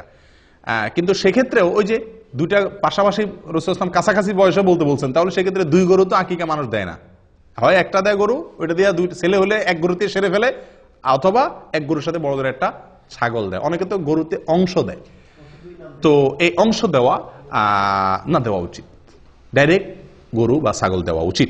দেখুন ভাই, আকিকার 3টা শ্রেণী আমি বলি। এক হলো আপনি গরুতে 2 নাম দিলেন, এটা হাদিসের থেকে অনেক দূরে হয়ে যায়। এটা সম্পূর্ণ যুক্তি নির্ভর হয়, দলিলের সরাসরি দলিলের সাথে মিলে না। নাম্বার 2, 2টা ছাগল দেওয়া বা 2টা ভেড়া দেওয়া সরাসরি, এটা নবী সাল্লাল্লাহু আলাইহি ওয়াসাল্লামের আমলের সাথে মিলে, এটা হলো এই ক্লাসের। আরেকটা হলো যে একটা গরু দিলেন, একটা ছাগল দিলেন, এটা কোন রকমের চলে, বুঝে আসছে কথা? কিন্তু সবচেয়ে উত্তম হলো 2টা ছাগল দেওয়া। আকিকা যদি কেউ দিতে না পারে, সমস্যা আছে? কোনো বিশেষ কোনো অসুবিধা নাই, হারাম না, কারণ এটা ফরজও না ওয়াজিবও না। কিন্তু বিনা কারণে আকিকা কি করা উচিত না? ছাড়া উচিত না। আমাদের সমাজে অনেক লোক আকিকা দেয় না, অথবা বাপ হইছেন, ছেলের বাপ হইছেন, একটা ছাগল বলে যে একটা ছাগলের টাকা আছে আমার কাছে, সমস্যা আছে? সমস্যা নাই, আপনার যদি সামর্থ্য না থাকলে একটা দিবেন। কিন্তু আমাদের দেশে মানুষের জন্য আমি বলি যে একটা দিলে চলবে না ছেলের বাপ হইলে। কেন? কারণ ছেলের বাপে যদি বলে যে আমার সামর্থ্য নাই, আমার তার সাথে কথা আছে। কেমনে সামর্থ্য নাই আপনার? আপনার সামর্থ্য নাই কেমনে আমার বুঝাই দেন। একজন বাপ সন্তান জন্মের পরে কমের পক্ষে 10 কেজি মিষ্টি কিনা লাগে আমাদের দেশে, লাগে কি লাগে না? হাসপাতালের ডাক্তার, আয়া, দারোয়ান, বাড়ি, শ্বশুর বাড়ি, বন্ধু বান্ধব, আশপাশের প্রতিবেশী দিতে দিতে মিনিমাম 10 কেজি লাগে, আপনার মিষ্টি লাগে। ঢাকা শহরে যদি আপনি মিষ্টি কিনতে যান 400 টাকা মিষ্টির কেজি। 10 কেজি মিষ্টির দাম কত হয়? 4000 টাকা। 4000 টাকা মোটামুটি একটা ছাগল পাওয়া যাবে কি যাবে না? তো আপনি যদি বলেন যে একটা ছাগলের টাকা আছে আমার কাছে, আমি বলবো আরেকটা ছাগলের টাকা আমি বাইর করে দিচ্ছি। আপনার মিষ্টি খাওয়াইতে বলছে কি? এটা আরেক ভুল। সন্তান জন্মগ্রহণ করার পরে আমরাও ভুল করি, যারা খাওয়াইয়া পাঠি তারাও ভুল করি, আর যে খাওয়ায় সেও ভুল করে। আমরা সন্তান হইলে বা কিছু হইলে বলি কি ভাই মিষ্টি খাওয়ান। আশ্চর্য, শরীয়ত আপনারা বলছে গোশত খাওয়ার অধিকার দিচ্ছে, আপনি গোশত না চাইবেন, আপনি চাইবেন লাহাম, আপনি চান মিষ্টি। এটা বোকামি না? আর যে খাওয়ায় সেও ভুল করে, কারণ সে মিষ্টি খাওয়ালে তো আর আকিকা মাফ নাই। এদিকে মিষ্টি কিনে আবার এদিকে আকিকা কিনে, ডবল খরচ না? আপনার কাছে কেউ মিষ্টি চাইলে আপনি তারা হাইকোর্ট দেখাই দেন, বলে দেন যে আকিকার দিন আইসেন। আকিকার দাওয়াতে মানুষ ভয়ে সাধারণত আসতে চায় না, অতএব আপনার মিষ্টির টাকা বেঁচে যাবে। তো যাই হোক, এই মিষ্টি কিনতে গিয়া সুন্নতের উপর আমল করা অনেক সময় কঠিন হয়ে যায়, এটা ঠিক না, এটা একটা ভুল প্রবণতা। আল্লাহ আমাদেরকে সঠিকটা করার তৌফিক দান করেন। প্রিয় ভাইরা, আকিকার পশু আপনি যখন জবাই করবেন, আকিকার পশু জবাই করবেন, তখন কি দোয়া পড়বেন? বিসমিল্লাহি আল্লাহু আকবার, বিসমিল্লাহি আল্লাহু আকবার, আল্লাহুম্মা লাক ওয়া ইলাইক, আল্লাহুম্মা লাক ওয়া ইলাইক, হাযিহি আকিকাতু, এরপরে বাচ্চার নাম বলবেন। হাযিহি আকিকাতু ফুলান ইবনে ফুলান, হাযিহি আকিকাতু আব্দুল্লাহ ইবনে অমুক, হাযিহি আকিকাতু অমুক ইবনে অমুক। বাংলাও বলতে পারেন বিসমিল্লাহ আল্লাহু আকবার, আল্লাহ এটা আপনার উদ্দেশ্যে করছি, আপনার জন্য, এবং আপনার দিকে এটা প্রত্যাবর্তিত, এই পশু যেটা জবাই করতেছি, এবং এই পশুটা আমার অমুক ছেলের অমুকের, অমুকের ছেলে অমুকের পক্ষতে এটা কি দিলাম, আকিকা করলাম। দোয়া না পড়লেও আকিকা হয়ে যাবে, কিন্তু পড়া সুন্নাত। এটা নবী সাল্লাল্লাহু আলাইহি ওয়াসাল্লামের আমল, যেহেতু বাইহাকিতে বর্ণিত হয়েছে, অতএব এটা আমল করা ভালো। আকিকার গোশত বাপ মা খাইতে পারবে কি পারবে না? পারবে। আমাদের দেশে অনেক বাপ মা খায় না, আকিকার গোশত বাপ মা খাইতে পারবে না। বাপ মা তো আরো বেশি করে খাবে, এত কষ্ট করে সন্তান জন্ম দিছে, তোমরা সবাই মিলে খাইবা, বেচারা কষ্ট না করে তোমরা খাইবা, বেচারা এত কষ্ট করে সন্তান জন্ম দিছে, তার বেশি খাবে, ঠিক না? অনেকে খায় না, এটা ভুল প্রবণতা। অনেকের মধ্যে একটা প্রবণতা আছে, খুব বাজে প্রবণতা, এটা খুব কম জায়গায় আছে যদিও, জাহেলি যুগে ছিল, এত মারাত্মক না, জাহেলি যুগের চাইতে আরো বেশি জাহেলি যুগ। সেটা হলো যে আকিকার পশুর রক্ত কোন কোন এলাকাতে শিশুরে খাওয়ায়, বলে যে রোগ বালায় ভালো হবে। মূর্খতা কোথায় চলে গেছে? আল্লাহ সুবহানাহু ওয়া তাআলা কোরআনে স্পষ্ট বলেছেন, হুররিমাত আলাইকুমুল মাইতাতু ওয়াদ-দামু, আল্লাহ তাআলা রক্তকে হারাম করেছেন। তাহলে সেখানে শিশুরে আপনি খাওয়াচ্ছেন, এবং রক্তের ভিতরে এই যে প্রবাহমান রক্ত, যেটা রক্ত থেকে বের হয়ে আসে, এটা মানুষের শরীরের জন্য বিষের মতো ক্ষতিকর, ভয়াবহ ক্ষতিকর জিনিস। কেন আল্লাহ তাআলা জবাই করে রক্ত বের করে দিয়ে বলছেন? ডাক্তাররা বলেন, চিকিৎসা বিজ্ঞানীরা বলেন, কারণ কোন পশু যদি জবাই করা ছাড়া এমনি মাইরা খান আপনি, এই রক্ত এগুলা তো বের হলো না। এই গোশত স্বাস্থ্যের জন্য ভয়াবহ রকমের ক্ষতি করে। এই জন্য তো জবাই নির্দেশ করছে শরীয়ত, যাতে রক্তগুলো বের হয়ে যায়। আর সে রক্ত নিয়ে কারা খাওয়াচ্ছে? শিশুরে খাওয়াচ্ছে। আমি কোরবানির সময় বহু দেখছি যে কোরবানি জবাই করার সময় ওই কাপ নিয়ে এসে ধরে রাখে, রক্ত ধরে নেয়, এবার শিশুরে খাওয়ায়। এই মূর্খতা আমি নিজের চোখে দেখেছি বহুত। আল্লাহ তাআলা আমাদেরকে হেদায়েত দান করেন। জবাই 7 নম্বর দিনে করা সুন্নাত। অনুষ্ঠান বা গোশত খাওয়া আপনি অন্য কোনো দিন করতে পারেন। দেখা যাচ্ছে যে শুক্রবার ছাড়া অনুষ্ঠান করা হয় না, তো অনুষ্ঠানটা আপনি অন্যদিন করেন, কিন্তু জবাইটা কোন দিন করতে হবে? 7 নম্বর দিনে করতে হবে। আকিকার এক জায়গাতে আপনি প্রবাসে আছেন, দেশে বাচ্চা হয়েছে, তো এখানে আপনি কি দিতে পারেন? আকিকা দিতে পারবেন। আবার বাচ্চা হাসপাতালে আছে, 7 নম্বর দিনে এসে গেছে, আকিকা আপনি বাসায় দিতে পারেন। বাচ্চা নানা বাড়ি আছে, আকিকা দাদার বাড়ি দিতে পারেন, কোনো অসুবিধা নাই। বাচ্চা কোথাও আছে এটা দেখার দরকার নাই, যে কোনো জায়গায় দিলেই হলো। 2টা ছাগল দিবেন, ছেলে হয়েছে, দেশে একটা দিলেন, এখানে আরেকটা দিলেন, অসুবিধা নেই, চলবে। আমাদেরও খাওয়ার ব্যবস্থা রাখলেন, শুধু দেশেই সব খাওয়াইলেন না। আকিকার অনুষ্ঠান শেষ, আকিকার ঘরে শেষ কথা, আকিকার অনুষ্ঠান। কি অনুষ্ঠান রে ভাই? আকিকার অনুষ্ঠান। আকিকার অনুষ্ঠান আমাদের দেশে এটা একটা জুলুমের অনুষ্ঠান হয়ে গেছে। আকিকার অনুষ্ঠান করাতে দোষের কিছু না, কিন্তু আকিকার অনুষ্ঠানে যে চাঁদাবাজি হয়, এটা অত্যন্ত নিকৃষ্টতম একটা কাজ। আপনি বলবেন মানুষ খুশি হয়ে দেয়, আমি বলবো না। খুশি হয়ে 100 জন অতিথি থাকলে তার ভিতরে 20 জন হয়তো মন থেকে খুশি হয়ে দিচ্ছে, বা 30 জন দিচ্ছে, বা 50 জন দিচ্ছে। একটি লোকও যদি নাখোশ হয়ে আপনার সিস্টেমের কারণে দিতে বাধ্য হয়, লজ্জায় পড়ে দেয়, তাহলে আপনি তার গুনাহগার। এই উপহারটা আপনার জন্য হারাম হয়ে গেল। নবী সাল্লাল্লাহু আলাইহি ওয়াসাল্লাম বলেছেন, লা ইয়াহিল্লু মালু ইমরিইন মুসলিমিন ইল্লা বিতিবি নাফসিহি। কোন মুসলমানের মাল তার সন্তুষ্ট চিত্তে না হলে, মন থেকে সে খুশি হয়ে না দিলে, বাধ্য হয়ে দিলে, এটা জায়েজ নেই, হারাম। এটা হলো চাঁদা। এটা হলো কি? চাঁদা। আমি বলি মাস্তানরা যে চাঁদাবাজি করে আমাদের দেশে, মাস্তানরা যে চাঁদাবাজি করে, ওইটা আর এই বিয়ের উপহার আর আকিকার উপহার, এই 2 চাঁদা, এটারও আমি চাঁদাবাজি বলি। এই চাঁদা আর মাস্তানের চাঁদা, এই দুইটার ভিতরে পার্থক্য একটা, মূল জিনিস একই। পার্থক্য কি? পার্থক্য হলো মাস্তানে চাঁদাবাজি করার সময় কিছু খাওয়াইটা হয় না, ডাইরেক্ট চাঁদাটা নিয়ে নেয়। আর আকিকার অনুষ্ঠান, বিয়ের অনুষ্ঠানে এক থাল খাওয়াইয়া চাঁদাটা নেন। এই হলো 2 চাঁদার ভিতরে পার্থক্য। কিন্তু বেশিরভাগ লোক না হইলেও কিছু লোক হইলেও নাখোশ হয়ে যায়। বিশেষ করে এই অনুষ্ঠানগুলোতে একান্ত কাছের বাচ্চার, খুব কাছের লোক, ফুফু ভাই, এরা হয়তো একটা চেইন দিল, একটা আংটি দিল, বা একটা কিছু দিল, নগদ টাকা দিল, অসুবিধা নেই। কিন্তু অন্যান্য অনেক লোক আছে যারা আকিকার অনুষ্ঠানে খালি হাতে যাইতে পারে না। এই দেশে এই কালচারটা নেই। আমাদের মোহাম্মদ আলী গত শুক্রবারে আকিকার এক দাওয়াত পাইছে, তো আমারে বলে শেখ এরাবিয়ানদের দাওয়াত, তো আমারে বলে সে কি নিয়ে যাবো। আমি বললাম যে এখানে তো নেওয়ার সিস্টেম নাই, নিলে তুমি বেকুব হইবা, সবার সামনে শরম পাইতে হবে, কেউ নিবে না, তুমি একলা নিবা। সে আমার কথা শুনে নাই, না শুনে ওই সাবিল থেকে বাচ্চার জন্য গিফট কিনে নিয়ে গেছে। বুদ্ধিমানের কাম করছে, গায়েত রাখছে আগে, নিয়ে আগে বেজ্জত হয় না, যায় দেখে কেউ কিছু আনে নাই, তখন সে একলা নিলে বেকুব হবে না, আর আনে নাই। তো এই দেশে এই সিস্টেমটা নেই। দাওয়াত দিচ্ছেন, খেয়ে চলে যাবে। আপনি দাওয়াত দিয়া টেবিল আর চেয়ার নিয়ে বসা, আমি বলি আকিকা বিয়ের অনুষ্ঠানে যে গেটে টেবিল চেয়ার নিয়ে বসে না, এটা এক তো মাস্তানের চাঁদাবাজির সাথে মিল আছে, আর হলো ভিক্ষুকের ভিক্ষার সাথে মিল আছে। পার্থক্য হলো এতটুকু, ভিক্ষুকে ভাঙা থাল নিয়ে ভিক্ষা করে, আর আপনি টেবিল আর চেয়ার নিয়ে ভিক্ষা করবেন। এই হলো পার্থক্য। ভিক্ষুক ভিক্ষার সময় ভাঙা থাল নিয়ে বসে, আপনি টেবিল আর চেয়ার নিয়ে বসলেন। নিকৃষ্ট একটা কালচার হয়ে গেছে আমাদের দেশে এগুলা, বাধ্য হয়ে মানুষ, এটা সিস্টেম হয়ে গেছে। কেউ যদি বাচ্চাকে খুশি হয়ে কিছু দিতে চায়, ওপেন, আগে পরে কত সময় সে দিতে পারে। এই সময়টাতে আমি গেটে খাতা কলম নিয়ে বসা মানে কি, তুমি না দিয়া ঢুকলে চিহ্নিত হয়ে যাবা, কি দিছো সেটা আবার লেখা হবে। এগুলো একরকম মানুষকে বাধ্যবাধকতায় ফেলে দেওয়া, যেটা উচিত না। আল্লাহ তাআলা মাফ করেন।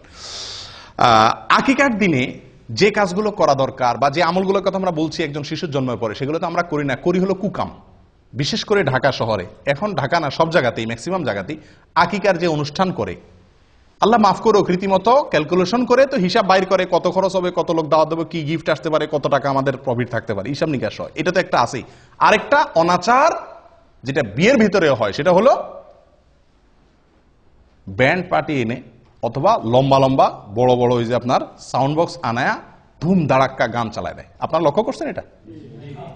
কারণ বাচ্চারা আকিকা মানে সেখানে আশপাশে সবার ঘুম হারাম। এটা কি সুন্নতের উপর আমল হলো না তামাশা হলো? এই বাচ্চার উপরে তো আল্লাহর গজব নাজিল হবে রহমতের জায়গায়, যে বাচ্চার আকিকা উপলক্ষে পুরো এলাকা মানুষের ঘুম হারাম। আমি নিজে গতবার ছুটিতে গেছি দেশে, রাত 12টা-1টা বাজে হঠাৎ করে দেখি ধুমধাড়াকা শুরু হয়ে গেছে। 12টার দিকে গভীর ঘুম ভেঙে গেছে। কি ব্যাপার? বিশাল সাউন্ড দিয়ে গান। আমি নেমে বের হলাম, আমার ওয়াইফ বলে যে যাইও না, এত রাত্রে ঢাকা শহরে মানুষ বাসাতে বাইরে না। কি বলো, এই এলাকায় কোনো মানুষজন বসবাস করে না নাকি? বাইর হয়ে যায়, দেখি যে আকিকার ধুমধাড়াকা গান চলতেছে। বললাম যে ভাই, মাথার বিবেক কোথায় গেছে? এই শিশুটার জন্ম হয়েছে, তার জন্য সবাই দোয়া করবে। এই যে আমার ঘুমটা ভাঙাই দিলেন, আমি কি দোয়া করবো না বদদোয়া করবো? আমার মধ্যে শত শত লোক বদদোয়া করতেছে শিশুর জন্য, আর আপনি ধুমধাড়াক্কা গান লাগাই দিচ্ছেন। মূর্খতা কোথায় গিয়ে ঠেকছে? আপনি বিয়ের অনুষ্ঠানে গান বাজাবেন না, নাচবেন, আরো কিছু করবেন, আপনার বাসায় আপনি করেন। আপনি সাউন্ড বক্স দিয়ে পুরো এলাকা মানুষের কষ্ট দিচ্ছেন। শিশুর কষ্ট হচ্ছে, অসুস্থ লোকের কষ্ট হচ্ছে, ঘুমন্ত মানুষের কষ্ট হচ্ছে, অনেকের ডিউটি আছে সকালে, অনেকের পরীক্ষা আছে সকালে, সারা রাত। এবং বিশেষ করে ঢাকা শহরের এই কালচার একেবারে পুরো ঢাকা শহরে আছে। আমরা মূর্খ, এখনো কত লেভেলের নিচু লেভেলের মূর্খ রয়েছি যে রাতভর আমি পুরো এলাকা মানুষকে বাধ্যতামূলক গান শুনাই। কেউ কিছু বলারও অধিকার নাই, সাহস নাই, ক্ষমতা নাই। মূর্খতা কোথায় চলে গেছে? তো আকিকার অনুষ্ঠানকে এটা বেবরকতি করে, কল্যাণ নষ্ট করে এই সমস্ত গান বাজনার কারণে। আল্লাহ হেফাজত করেন। প্রিয় ভাইরা, 9 নম্বর আমল হলো বাচ্চার মাথার চুল কাটা, চাঁচা 7 নম্বর দিনে। এবং চুল চাঁচার পরে আরেকটা আমল আছে, যেটা হয়তো আপনারা অনেকে জীবনে প্রথম শুনছেন। সেটা হলো চুল চাঁচার পরে চুলের ওজন পরিমাণ রূপা আল্লাহর রাস্তায় দান করা। চুলের ওজন পরিমাণ রূপা আল্লাহর রাস্তায় দান করা। কয়জনে করছেন? হাত তোলেন। 2 জন করছেন, মাশাআল্লাহ। আর কেউ করেননি? আলহামদুলিল্লাহ। আমি 3 সন্তানের সময় করছি। 2 সন্তানের সময় তো দেশে থাকতে আপনার ওই পলিথিন করে আমি নিয়ে গেছি স্বর্ণের দোকানে। স্বর্ণের দোকানে যায়, কারণ স্বর্ণের দোকান ছাড়া তো আর এত অল্প চুল মাপার মতো কি নাই, বাটখারা কারোর কাছে এত ছোট নাই। তো তাদের কাছে মাপাইয়া তখন 25 টাকা না 35 টাকা এরকম অল্প কিছু হয়েছে দিয়ে দিছি। মনে রাখতে হবে এটা একটা আমল, সুন্নাত। খুঁটিয়ে খুঁটিয়ে এই সমস্ত সুন্নতের উপর আমল করা দরকার। কিন্তু আমরা জানি না আমল করবো কোত্থেকে। আপনি রূপা দেওয়া জরুরি না, রূপার সমান মূল্যে দান করে দিলেন, কিন্তু ওই চুলের উপরে আন্দাজ করে মাপতে না পারলে আন্দাজ করে অন্তত দিয়ে দিলেন, এটা করা উচিত। এবং এ সম্পর্কে মুসনাদ আহমদের ভিতরে বিশুদ্ধ সূত্রে বর্ণিত আছে হাদিস, এবং আরো অন্যান্য জায়গাতে মোটামুটি কম বেশ হাদিস আছে। তার ভিতরে একটা হলো আবু রাফি রাদিয়াল্লাহু তাআলা আনহু বলেন, যেটা মুসনাদ আহমদের ভিতরে আসছে, তিনি বলেন যে নবী সাল্লাল্লাহু আলাইহি সাল্লাম যখন হাসানের জন্ম হয়েছিল, তখন এই শিশুর মা ফাতেমা রাদিয়াল্লাহু তাআলা আনহাকে বলেছেন, ইহলিকি রাসা, এ ফাতেমা, এই ছেলের চুল চাঁচো, ওয়া তাসাদ্দাকি বিওয়াজনি শারিহি ফিদ্দাতান আলাল মাসাকিন, মিসকিনদেরকে এই বাচ্চার চুলের ওজন পরিমাণ রূপা দিয়ে দিও। কে বলছেন? নবী সাল্লাল্লাহু আলাইহি সাল্লাম। কাকে বলছেন? ফাতেমা রাদিয়াল্লাহু তাআলা আনহাকে। অথচ এই আমলটা আমরা জানিই না। এটা করার চেষ্টা করবেন তো ইনশাআল্লাহ, আল্লাহ তাআলা তৌফিক দান করুন। 10 নম্বর আমল হলো, এটা আরো বিদায় হয়ে গেছে, এটা আমি নিজেও জানতাম না, এবং আমার 3 সন্তানের কোনোটা সময় করি নাই। সেটা হলো যে সন্তান জন্মের পরে জাফরানের কালার দিয়ে টাকের মধ্যে একটু লাগিয়ে দেওয়া, মাথা কালার করা, হালকা একটু আনন্দের অংশ হিসাবে। এগুলো কোনো জরুরি আমল না, কিন্তু হাদিসে বর্ণিত আছে। হাদিসটা শুনেন, আয়েশা রাদিয়াল্লাহু তাআলা বর্ণনা করছেন, এবং এটি সহিহ ইবনে হিব্বানের ভিতরে আছে, এটাও সহিহ সূত্রে বর্ণিত। তিনি বলেন, জাহেলি যুগের মানুষ, আইয়ামে জাহেলিয়াতের যুগের মানুষ আকিকার পশুর রক্ত নিয়ে বাচ্চার মাথা চুল চাচার পরে ওটাতে কি করতো? মাখায় দিত। তো রক্ত নাপাক, হারাম জিনিস, এটা দিয়ে বাচ্চার শরীর মাখাবে, এটা তো ভালো জিনিস না। করো নবী সাল্লাল্লাহু আলাইহি ওয়াসাল্লাম তখন নির্দেশ করলেন সাহাবীদেরকে, ইজআলু মাকানাদ দামি খালুকান, তোমরা রক্ত না মাখায়া রং মাখাও। জাফরানের রং হলে সবচেয়ে উত্তম বা বেস্ট। এটা কোনো জরুরি কোনো আমল না, করতে পারলে করলেন, না করতে পারলে নাই। এবং একইভাবে সুনানে আবু দাউদের ভিতরেও এই বিষয়ে হাদিস বর্ণিত আছে, বুরায়দা রাদিয়াল্লাহু তাআলা থেকে একই জিনিস প্রমাণিত হয়। তাহলে 10 নম্বর আমল হলো মাথায় রং দেওয়া, এবং সেটা চুল চাঁচাটা ছেলে হোক মেয়ে হোক সবার জন্য। 7 নম্বর দিনে হলে উত্তম এবং সুন্নাত। 11 নম্বর শেষ আমল, 13টা বলছিলাম না, 13টা না 11টা ভুল বলছি। 11 নম্বর শেষ আমল হলো খাতনা করা। কি করা ভাই? খাতনা মানে মুসলমানি করা। এবং এই মুসলমানিটা 7 নম্বর দিন করা উত্তম। কবে করা উত্তম? 7 নম্বর দিনে। চিন্তা করেন, এত ছোট বাচ্চারা কেমনে মুসলমানি করাবে? ছোট থাকতেই মুসলমানি করাতে সুবিধা, ছোট থাকতেই মুসলমানি করতে সুবিধা। আমার ছোট ছেলেটাকে এখানে মুসলমান করছি 7 নম্বর দিনে। মুসলমানি করে ডাক্তার নার্স আইনে আমার কোলে দিল, 1 ফোঁটাও কাঁদে নেই বাচ্চা। পরে একটু হালকা করে কাঁদছে, এবং কয়েকদিনের ভিতরে শুকায় গেছে, আমরা টেরই পাইনি। কিন্তু বড় ছেলেটাকে মুসলমানি করাইছি, বড় হওয়ার পরে ওইটা মুসলমানি করার সময় মনে হয় হাসপাতাল মনে ভেঙে ফেলবে অবস্থা করে ফেলছে। আর গ্রাম দেশে যদি মুসলমানি করানো হয়, হায় রে হায়, ওরে দৌড়াইয়া দৌড়তে তো 3 জন লাগে। বেচারা ধরে আনলেন, এরপরে হাত বাঁধরে, পাও বাঁধরে, একজনে পাও ধরো, একজনে হাত ধরো, একজনে চোখ বাঁধো, এরপরে ছেলের কান্দা, এরপরে ছেলের মার কান্দা, ছেলের বাপের কান্দা, পুরো এলাকা গরম হয়ে যায়, তাই না? কারণ ওই সময় আসলেও কষ্ট হয়। যত বড় হয় তত মুসলমানি করা কষ্ট হয়, যত ছোট থাকতে মুসলমানি করাবেন তত সহজ। 7 নম্বর দিনে করতে পারলে সবচেয়ে ভালো। হাসপাতালে নিয়ে যান, ডাক্তারদের বলেন করে দিবি, একেবারে টেরি পাবে না, সবচেয়ে সহজ। যাই হোক, এইটা 7 নম্বর দিনে করতে হবে এমন কোনো জরুরি নাই, কিন্তু এটা খুব গুরুত্বপূর্ণ। এই যতগুলো আমল বললাম 11টা, এর ভিতরে সবচাইতে জরুরি আমল হলো এই শেষেরটা, খাতনা করা। এটাকে সুনানুল ফিতরা বলা হয়েছে। এমনকি এই খাতনা মেয়েদেরও করাইতে হয় যদি প্রয়োজন হয়। এই খাতনা হলো লজ্জাস্থানের সামনে যে অতিরিক্ত অংশ চামড়া দলা হয়ে থাকে, এর পেঁচে পেঁচে পেশাব থাকে, নাপাক থাকে, পরে এগুলো অ্যালার্জি হয়, স্বাস্থ্যের জন্য ক্ষতি হয়, নাপাকও থাকে, অনেক সমস্যা হয়, এটাকে কেটে ফেলে দিতে হয়। তো আমাদের দেশে সাধারণত মেয়েদের শারীরিক গঠন সেরকম না, যার কারণে আমাদের দেশে এটা প্রয়োজন হয় না, কিন্তু অনেক দেশে প্রয়োজন হয়। শারীরিক গঠনের কারণে খাতনা বাচ্চাদেরও, মেয়েদের ক্ষেত্রেও করতে হয়, কিন্তু ছেলে মেয়ে সকলের জন্য এটা বিধিবদ্ধ। তাহলে মোট 11টা আমল আমরা জানলাম। কার জন্য এগুলা? একটা শিশুর জন্মের পরে তার অভিভাবকদের বা আমাদের অন্যদের করণীয় 11টা আমল আমরা বলি তো বাই সিরিয়াল। 1, প্রথম আমল কি? সহবাসের সময় দোয়া করা, শয়তানের আশ্রয় চেয়ে নেওয়া। নাম্বার 2, ভূমিষ্ঠ হওয়ার পরে আল্লাহর আশ্রয় চাওয়া এবং বদনজর থেকে বাঁচার জন্য দোয়া করা। এটা কোনো নির্দিষ্ট সময় ঠিক করা নাই। 2, 3 নম্বর, সন্তান কোনো বাচ্চার জন্মগ্রহণের সংবাদ শোনার পরে ছেলে মেয়ে হয়েছে, কোনটা হয়েছে এটা না জিজ্ঞেস করে আগে আলহামদুলিল্লাহ রাব্বিল আলামিন বলে আল্লাহ শুকরিয়া আদায় করা। 4 নম্বর আমল বলেন, আপনারা কি শুনছেন? আকিকা বহুত পরে আজান দেওয়া, বাচ্চার কানে আজান দেওয়া 4 নম্বর। 5 নম্বর হলো তাহনিক করা, তাহনিক, খেজুরের রস তার মুখে দেওয়া 5 নম্বর। 6 নম্বর আমল বলেন।